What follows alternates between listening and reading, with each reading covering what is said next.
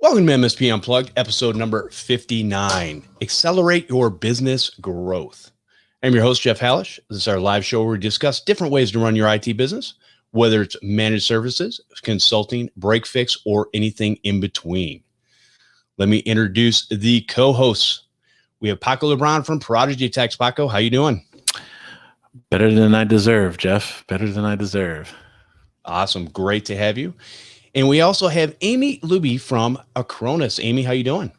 I'm doing great. Thanks for having me. Did I pronounce your last name right? Because I was going to ask you before the show and I totally forgot. Yeah, you totally did. All right, cool. Great to have you on the show today.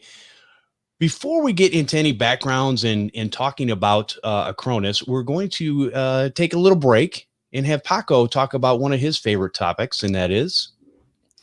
You know, I like kittens. I like long walks and beaches and all that sort of deal. But, and I know I screwed that phrase up, but no, I want to talk about Techcon Unplugged, our in-person show on September 17th through the 19th in Chicago, really in the Rosemont area. But, you know, a lot of people say Chicago because they're coming in through the airport and it's literally across the street. You get to both suburbs.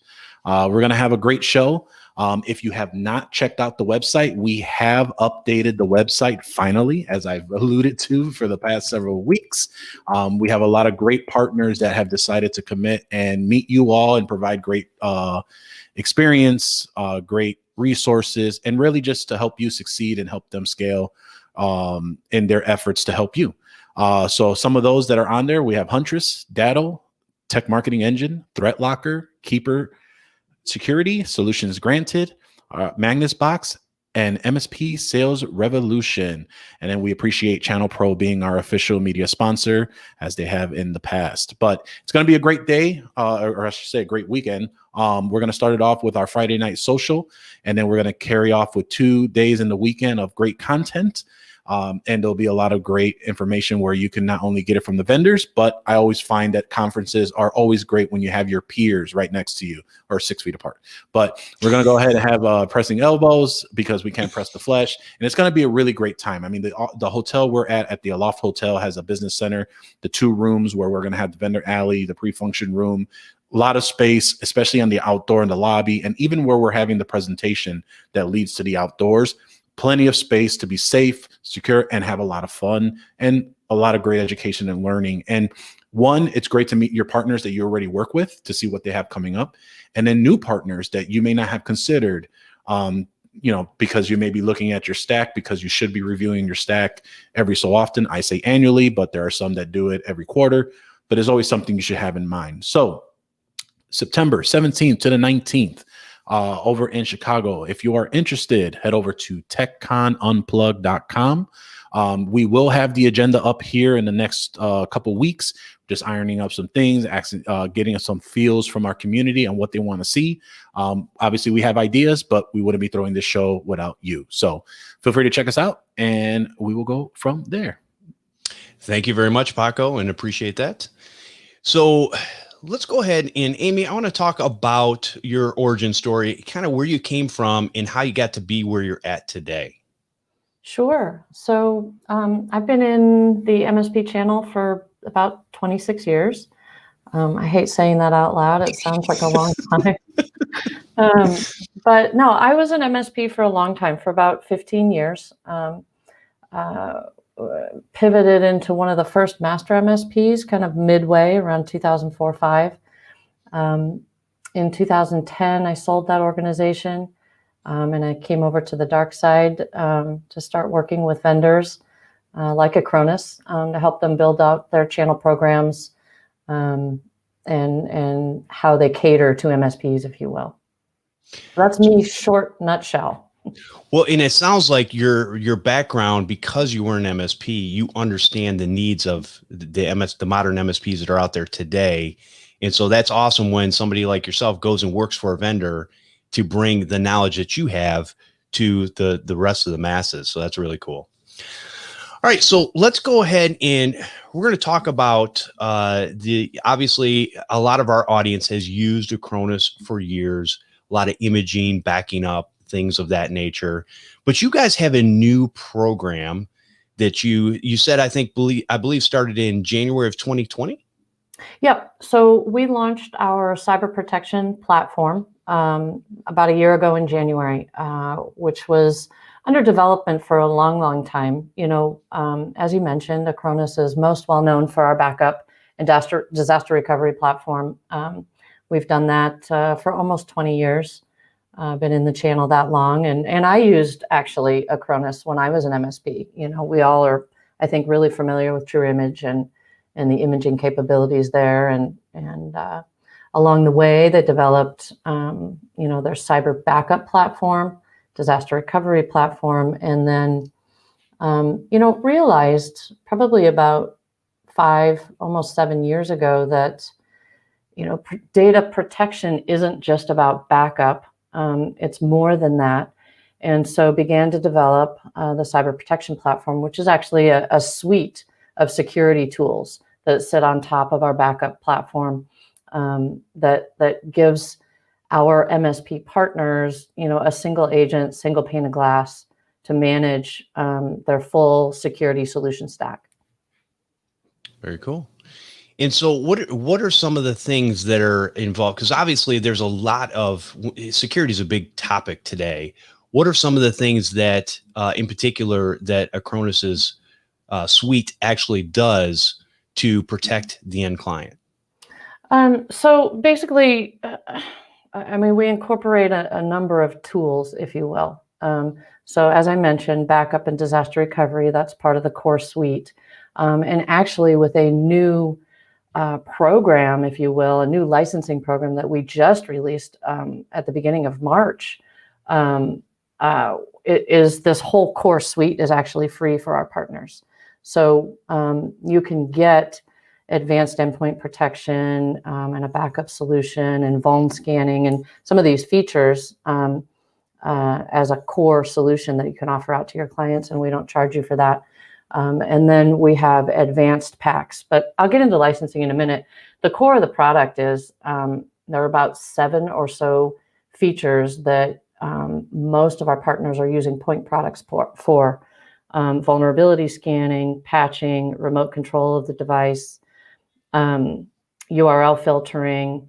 We have a threat feed and advanced malware protection, which is like a AI, your Cylance-like solution for those endpoints. So all of that is kind of wrapped in a nice monitoring and reporting package, so that you can get a really good look at all your endpoints, all your servers, whatever you're protecting, your workloads out there, and where they're at from a vulnerability perspective, how you've protected them, are they patched, etc.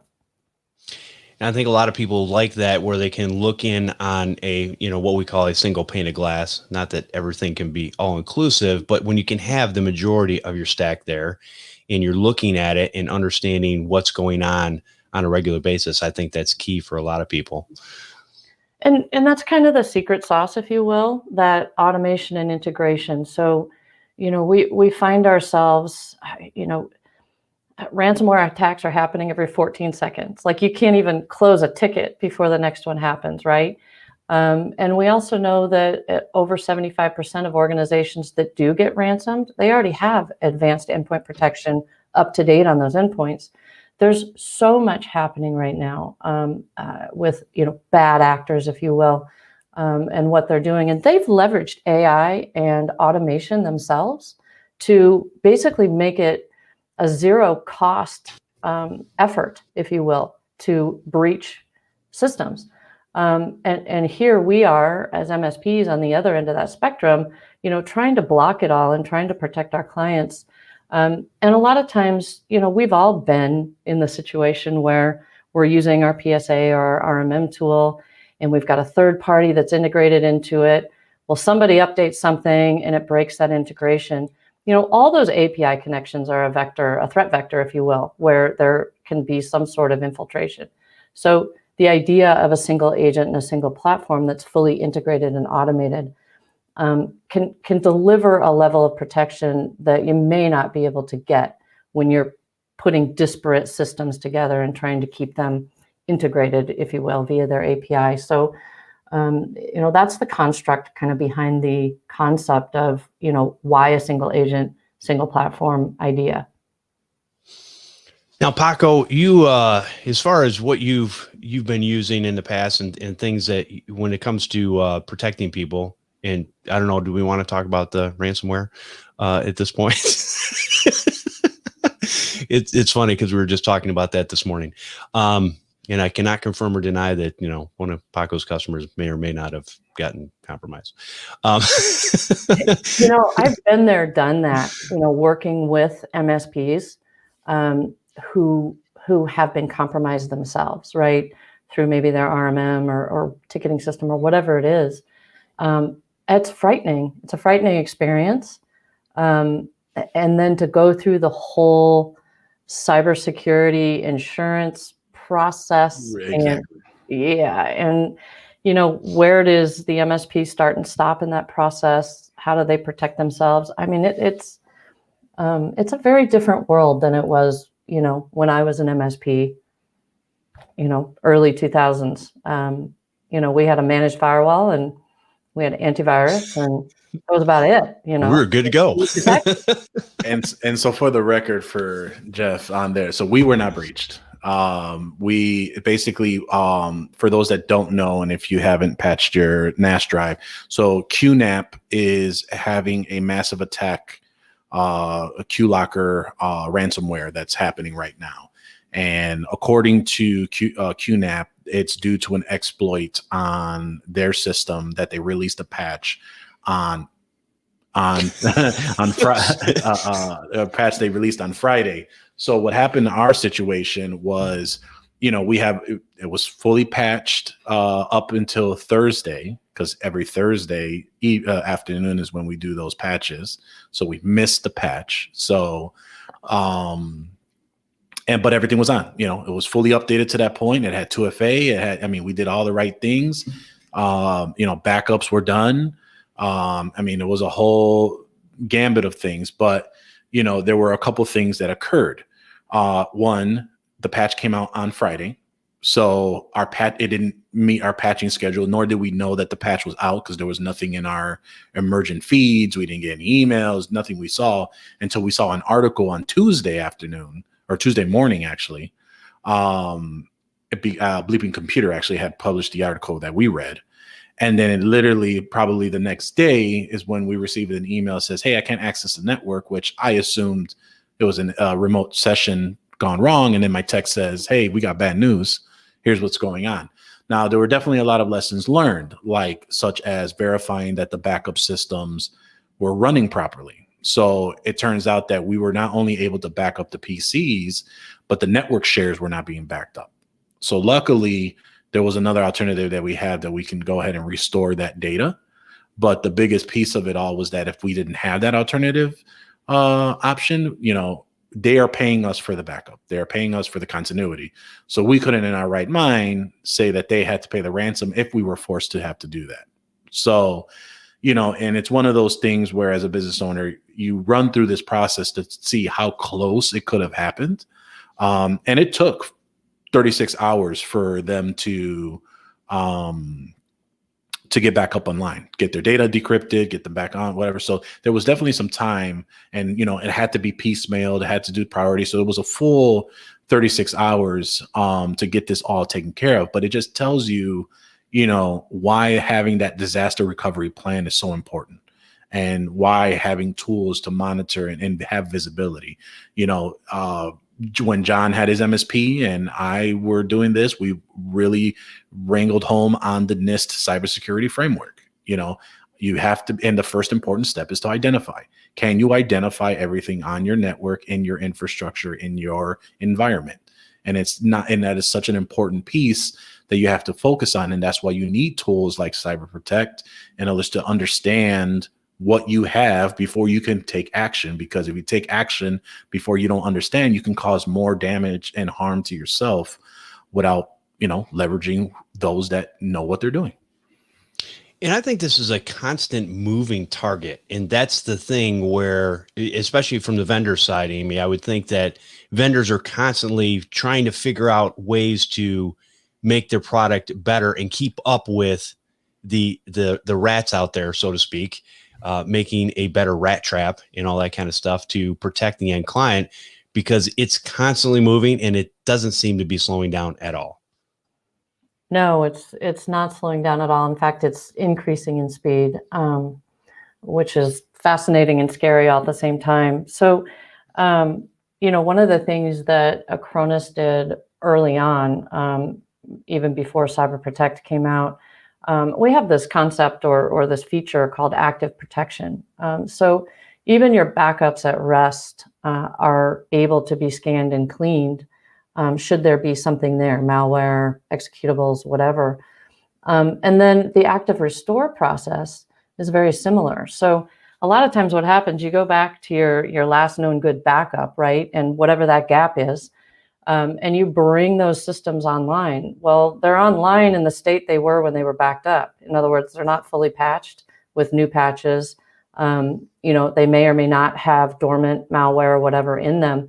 And so our active restore basically brings those systems back online, but make sure that as they're coming online, they're fully patched, they're clean, etc. It's the original copy.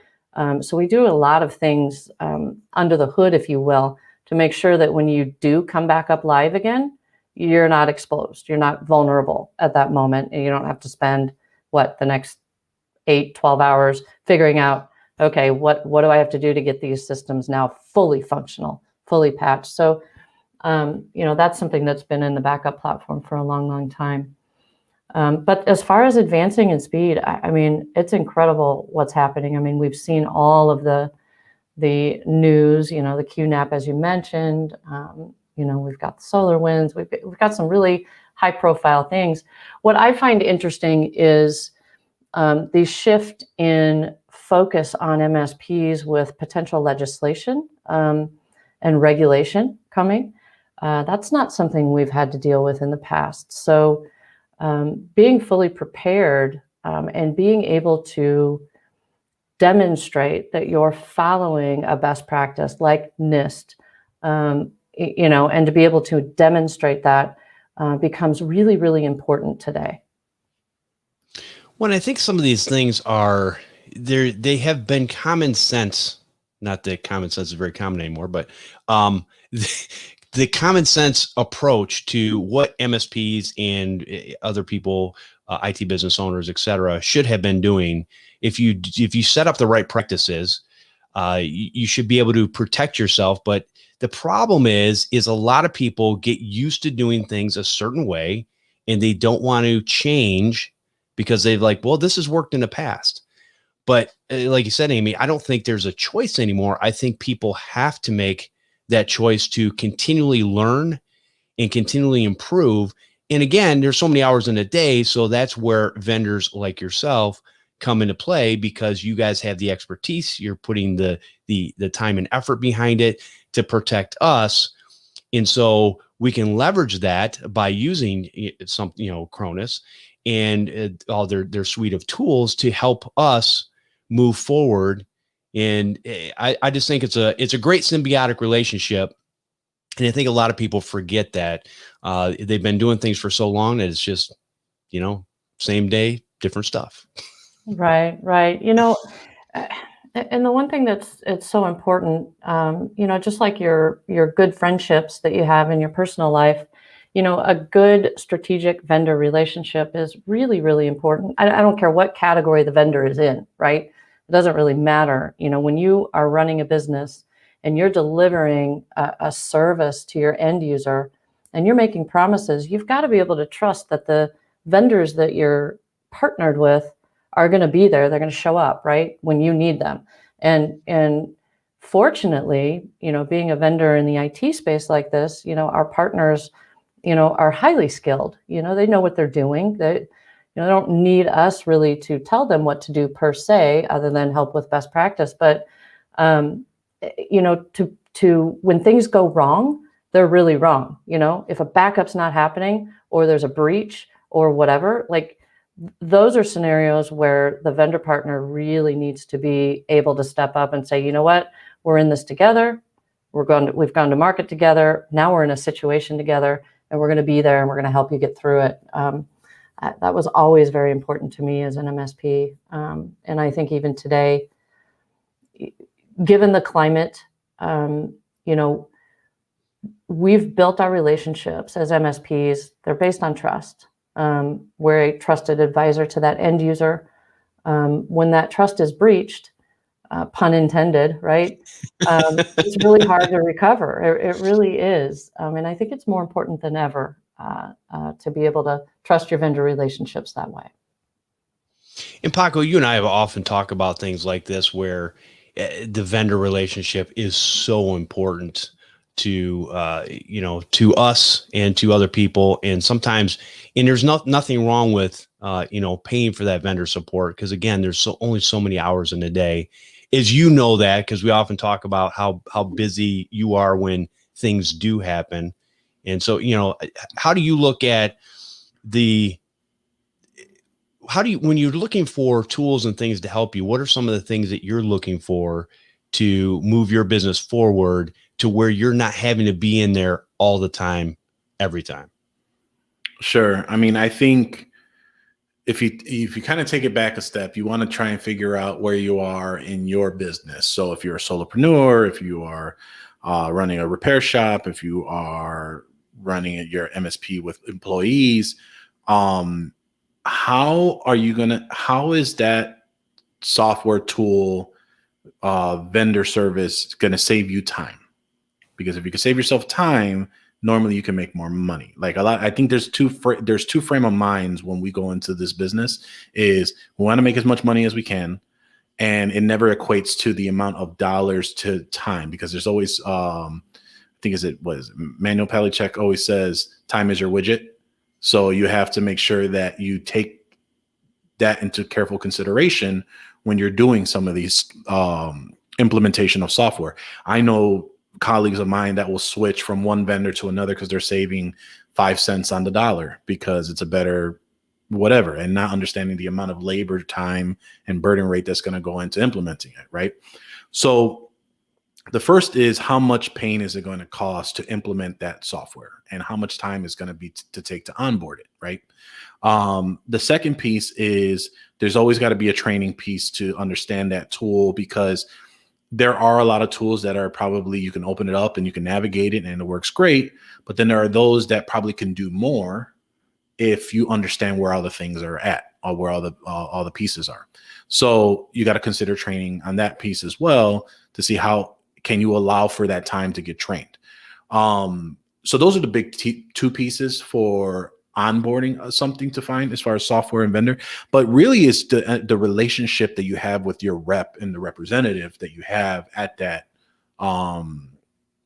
vendor or partner that you have, because it's that partner relationship that really gives you the ability to understand what opportunities are out there. So perfect example, you may have a vendor that has MDF funds because they understand advertising with, providing you marketing dollars to advertise to your end client will bring in more sales for them. So they're going to want to invest and help you out. And there may be some requirements for that. And that's kind of your homework to show the commitment to that vendor so that they can go ahead and commit to you.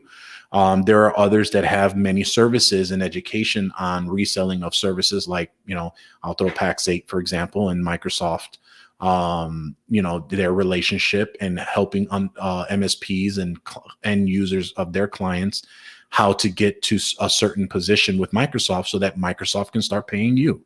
I don't think I've had a vendor reach out and actively show me how to get that done. So that's why I partner with Pax8. So these are things that, you want to make sure that the relationship, and we say this often, where you want to make sure you have a great relationship with your vendor, but we really mean that you want to have an ability to pick up the phone and call and have great support to talk to, great people to speak with. You have a rep that cares, and there's some vendors that, may be experiencing growth and they can't afford to give that right now because they're in transition. They shouldn't be knocked at that for that transition of time. And then there are others that are really killing it right now, that may be able to help you in your business. So, really understanding the partnership relationship is a two-way front is the last what I'll leave is, as much as you want them to help you, you have to understand that they're a business too. and you want to help them as well. And when you have that that two-way street of understanding that their growth is your growth and your growth is going to help them, that's what makes this whole wheel turn, right? Until you understand that and you just want gimme as much as you can for free so I can make money on top of it, you're just never going to succeed. It's always got to be, you have to have a commitment and understanding that they are partners for a reason, and they call us partners for a reason because we are partnering with them to grow their ability to help us. That's a very good point. And even I think that's why we kind of changed the name on our, for our actual tech show, is that, to partnerships, because it was important to us. And it's always been important to us to have that. We want to have the partnership with the vendor because they are just as important to us as hopefully we are to them. And again, it's that relationship that you have where both sides win. And when everybody's winning, that's a good place to be. So, Amy, going into so obviously a big point of entry for a lot of MSPs and especially solopreneurs and stuff like that don't have the time to get in and learn new things. What type of process would they go through to get into the CyberFit partner program and stuff like that? As far as what do they have to do, and are there resources that can help them get up and running in a short period of time? Sure. So to become a partner, I mean, literally, it's just a sign up. As far as any barriers to entry, we don't have any minimum commitments. So, you can start with one workload and grow from there. Now, of course, we have a tiered program. So if you have the capacity to make a commitment, there's tiered pricing, and the more you're backing up, the cheaper everything is. I mean, it's a standard kind of tiered process. But I want to kind of touch on some of the things you guys mentioned and pull it into the partner program that Acronis has. I love, Paco, that you mentioned it is a mutually beneficial relationship. Like, that is the whole goal. Vendors don't start their companies or build software, like in our case, like just to do it. They do it to solve a problem and to help other people solve problems. It's usually why MSPs start their businesses, right? To help their clients solve problems. So we're all coming from a very similar place. And I really kind of break it down to three legs of a stool, right? It's product, it's program, and it's support and training. Obviously, the product has to work as advertised, okay? It just has to. There's no perfect product out there. Everybody's got bugs. If you have a process to move through those issues, and you can do it quickly and well and aligned with your partners, that's even better. And then the program, there's got to be a program that delivers value to the partner as well as to the vendor, right? We're working together. We're going to market together in a lot of ways. So programs that are built from that posture where, okay, maybe we do have some training in place, but is that training going to be valuable to you? Not only from get you technically trained up, but then is that going to maybe get you better support or a priority support line? Those are the types of things that we've built into our partner program, to say, hey, we want to partner with you. We're going to do these things. Here's our commitment to you. We're going to ask you to do these things, and then we're going to work together to grow our businesses together.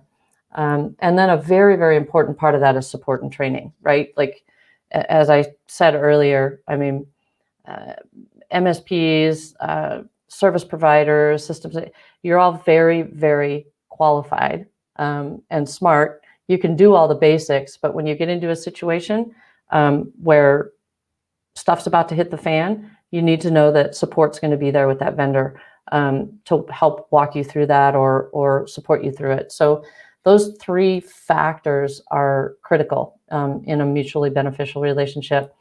As far as the Acronis Partner Program, again, no minimum commitments.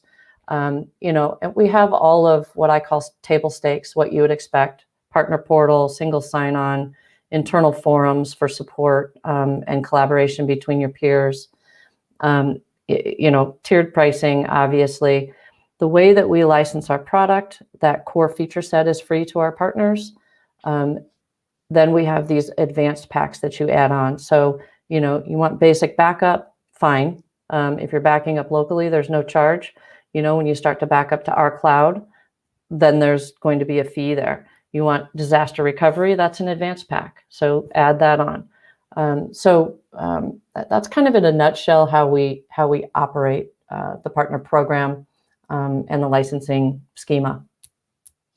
I love, in Paco, I know we've talked about this too, I love the tiered approach. That's one of my I love vendors that have the tiered approach, because I think there's other vendors out there that don't, and I think they should learn from you guys and others. But to have that tiered approach is great, because it does lower that barrier to entry. And I know a lot of people, they kind of, maybe you need to have a minimum barrier to entry, and no, because you don't know, everybody's going to grow or at different points in their lives, and you never know when that's going to be. So I would rather have somebody on my platform that's growing and ready to take it to the next level. So I love that your guys' program has a freemium version where people can get in there and figure out what they're doing and use some of the other products. And obviously, like we said in the beginning, a lot of people have used Acronis products for years. It's one of the best, with True Image, it's one of the best image recovery pieces of software that's just been around. And it's all, I don't think I've ever had it fail on me. Paco? Yeah, it's always been rock solid. So I'm excited that you guys have this, going into this other space. And because I believe that the R&D and all that kind of stuff is going to go into protecting people and moving the needle forward. And I got a quick question for you, Amy, and on that piece is, how have your current partners, who, I think you mentioned, like, everyone just thinks of Acronis as the backup and disaster recovery program, and have transitioned their stack to Cyber Protect. What is the feedback you've received from those partners on how much it's made their life either easier or more visibility? Like, what's some of that feedback look like that's encouraging you all to obviously make even more investments into the platform? Sure. So, overall feedback is, this is great. You're giving us more tools, right? So in general, it's good. I think from my perspective, the partners that I talk to most often are most excited, if you will, about the integrated vulnerability scanning and patching. That seems to be a big focus for a lot of our partners, simply because, you talk about operational efficiency, Paco. That is where MSPs get their margin. Yeah. The more efficient we can be, the more profit we're going to make. And a more healthy company we're going to have. So anything that we can be doing to drive cost out of managing that, I'm going to call it the help desk, managing the help desk, right? Or running your help desk is a positive thing. And I think that vulnerability scanning and patch management integrated together has really nailed that piece right there, to take a lot of burden off of our partners.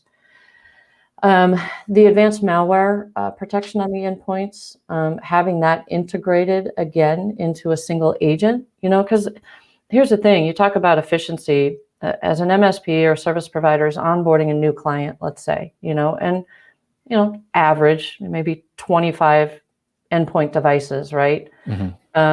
If you have an RMM tool, and a vuln scanning tool, and a URL filtering tool, and an advanced malware protection tool, a backup tool. Okay, that's 5 agents so far that I'm installing on that endpoint, right? So, even if I can automate some of it, I still have to manage all that. And what's the burden on the endpoint? Who knows? And Right. do they work together? Are there conflicts? So this whole idea of single agent, fully integrated and automated, the whole purpose of that is to drive efficiency into our partners' help desks, to take that administrative burden and overhead as down to as much of a minimum as possible. That's the whole driving point here. And so our partners, the feedback we're getting is, hey, this is helping us. Now, of course, we're not perfect. There's stuff. And right now, I tell you what, we are going through some growing pains with our support. And I'm sure you guys have felt this with a vendor who is kind of in a hyper growth mode, if you will. Yeah. It takes time for support to catch up, and we're right there. So we're hyper focused on, hiring and expanding our support capabilities. And so we're working really hard in that direction. Very cool. Yeah, I think that's awesome that, you're putting the effort into that, because again, at the end of the day, you want the end user to have a good experience. Obviously your clients and customers, to be able to do the things that they need to do. So that's good. Yeah. One of the cool things, so we have we call them cyber protection centers. You've probably heard SOC, right? So we have several SOC locations, if you will, around the world. But one of the things, so inside our console is a threat feed, right? And that threat feed's coming from lots of different places, including our own cyber protection centers. But one of the things that we've built into that is, when there are things happening in your region, okay, your endpoints are in certain parts of the world.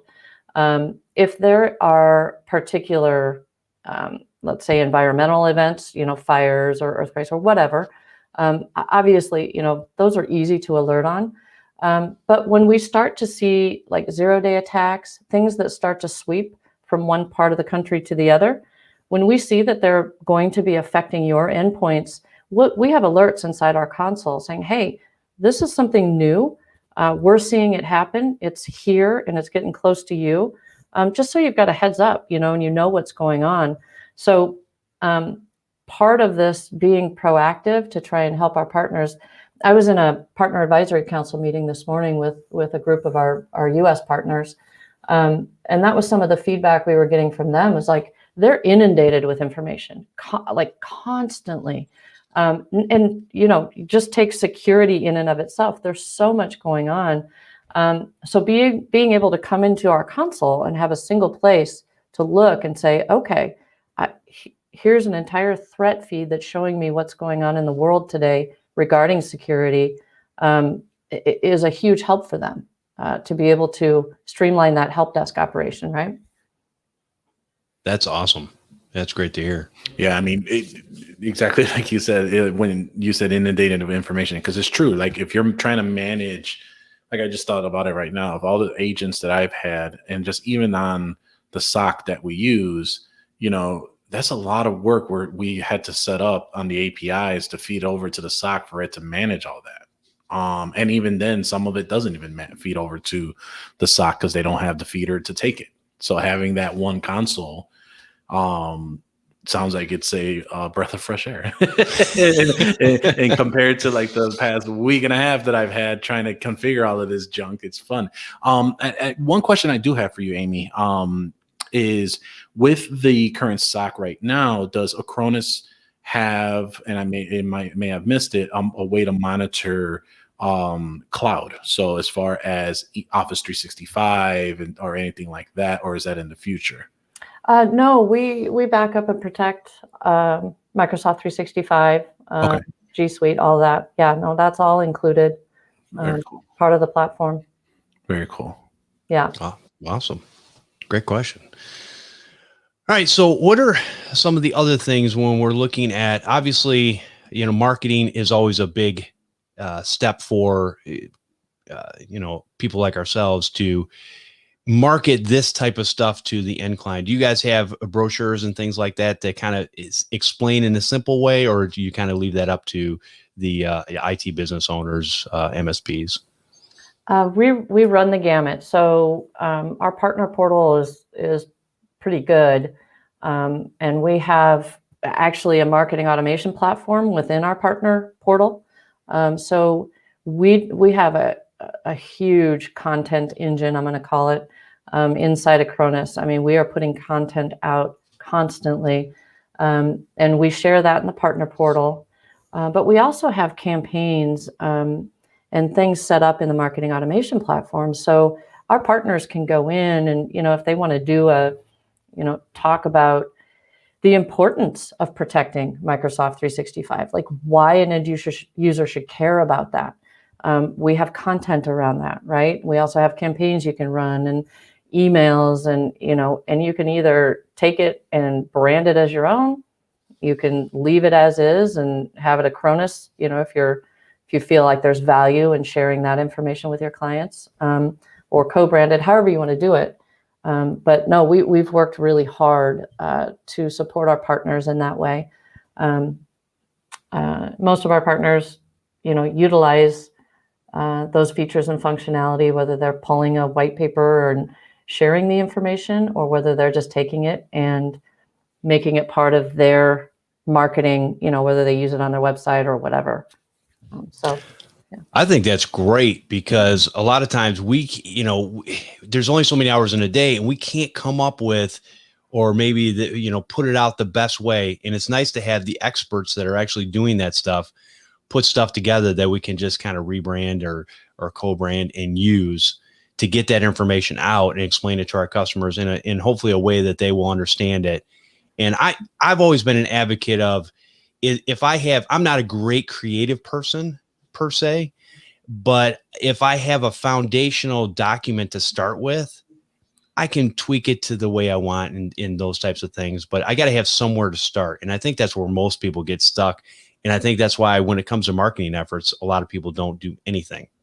Oh, I hear you. And it's hard, it's hard. You're forming your business. You're trying to run your business all day long, and then to try and move into that creative mode and figure out how to do that. It's hard. You guys mentioned Carl Polachuk earlier, and I don't know if you know Eric Simpson as well, but we've licensed a lot of their training. So that's also up in our partner portal. So our partners can access that training for free inside the portal. And the other thing is we're doing some fun things too with our partners and for our partners. A good example is I just did a webinar last week with Eric Simpson, but the whole 30 days leading up to that webinar, we were working with one of our partners. His name was Kramer Snugs. And we went through and helped him completely revamp his cybersecurity services stack, helped him figure out what that core stack needed to look like, help create the bundles so that he had the options there for his clients, figured out pricing and margins so that what he was selling, actually was profitable for him. And then helped give him the tools, scope of work, sales presentation, how to position himself. And we just got an email from him yesterday. He said he landed his first client. It was 13 devices, but utilizing what he had learned through doing that project with him. So we're doing things like that all the time. We have scholarships that we're giving away to partners for the MSP Ignite peer groups. Because again, going back to mutually beneficial, if our partners have good, strong, healthy businesses, they're going to grow. That means that we're going to grow with them. And that's the whole goal there. So getting into a peer group, and there's others out there, but, getting into one, I know it helped me a lot when I was growing my business, and to hear what others are doing and hearing different new ideas, best practices, all of that, challenges, is super valuable, really, to any business owner. I mean, yeah, you hit on a lot of points there that I want to go back to. So the first one is the resource center that you mentioned and having the marketing collateral and the ability for partners. I find that vendors who do invest in that component shows that they're very serious about their partners succeeding.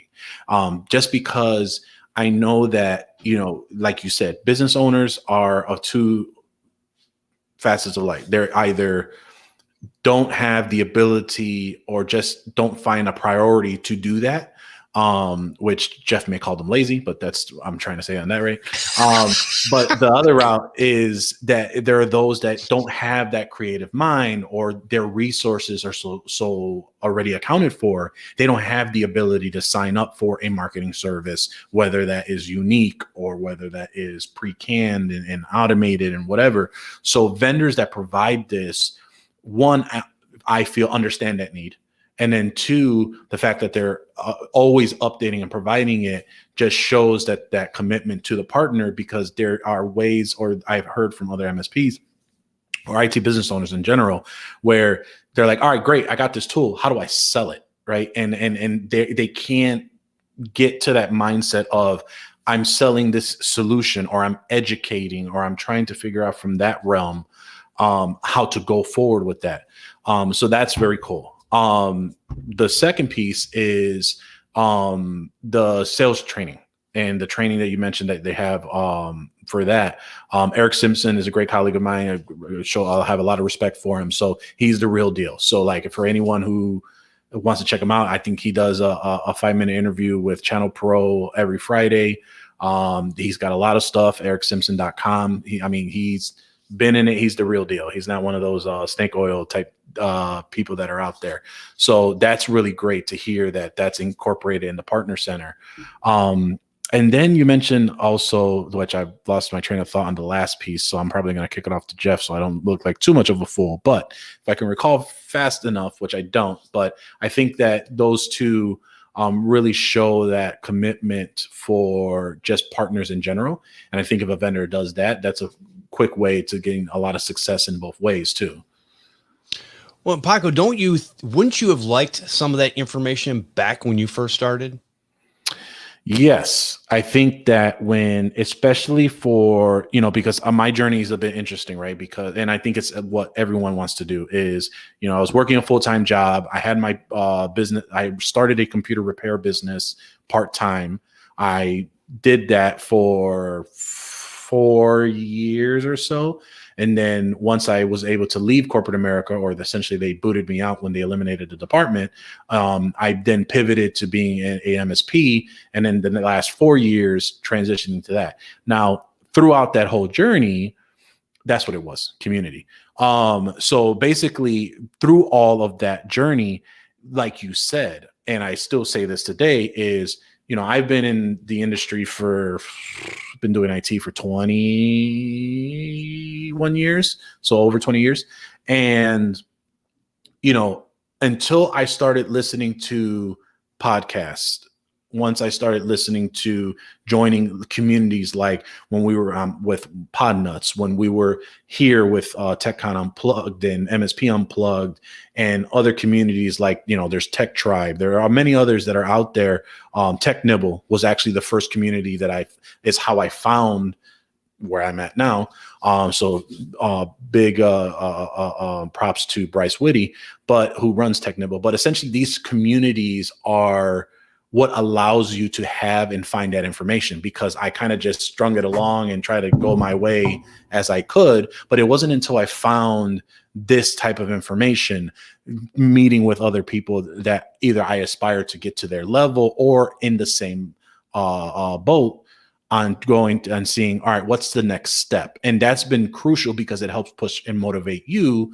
If you don't have that resource, you don't have those type of peers locally with you.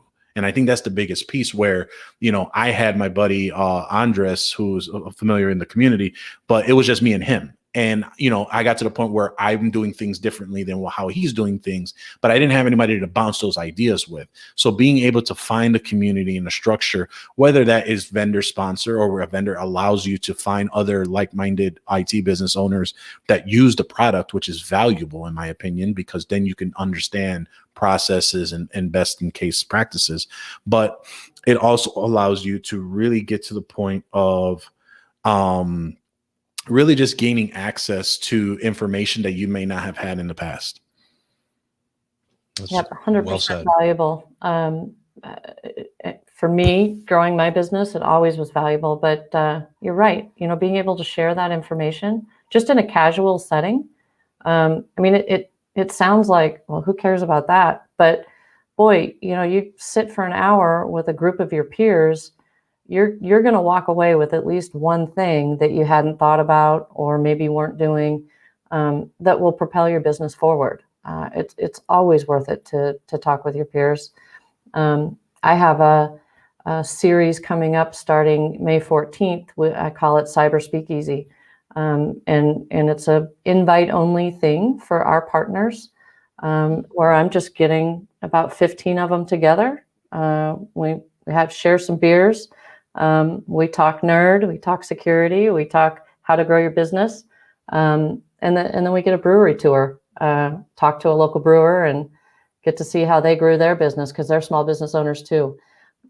So anything that we can do and frankly, that's my job at Acronis, anything that we can do to build community, whether it's within our own partner base or whether it's being part of external communities, is just key. Very cool. I love it. Great conversation, and just a great insight to where Acronis is pivoting and pointing to and moving forward in the industry. And I love it, because these are the things we've talked about for years, right, Paco? And things that we wish a lot of people would grab a hold of. And having that information, or even as you guys said, walking somebody through the process and being able to see the actual wins for them and the growth is key, because if they can do it with that information, that means other people can do it. And I think that's, not to say an old saying, but rising tide raises all ships. So I'll tell you what, Amy, is there anything that we have not covered when it comes to Acronis, the partner program, or anything like that you would like to mention? I think we covered most of it. Speaking of community, some of the shows are starting to come back live. So, if you're around and, you go to ASCII shows or Channel Pro shows, I'll be out there this year. So I think we're starting in May with our first shows that are live. So, come out and see us if you're out and about, if you're feeling like you can. We'd love to see you face to face. I can't wait to start seeing partners again face to face.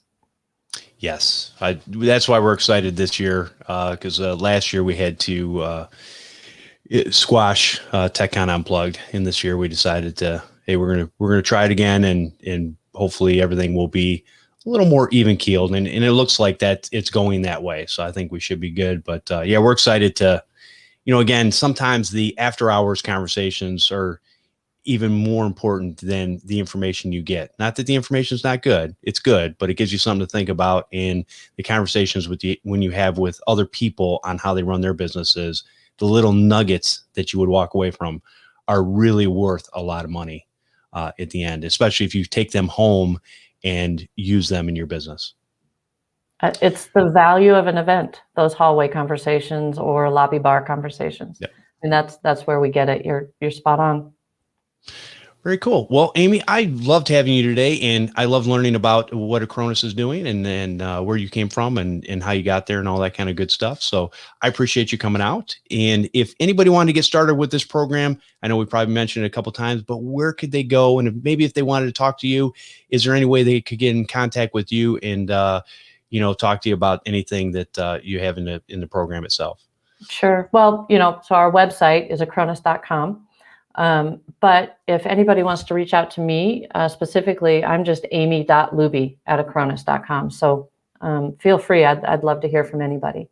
Awesome. And we definitely will have those links in the show notes, so you can just click on that little hyperlink and go right there to either her email address or the website and get all that information. And you know what?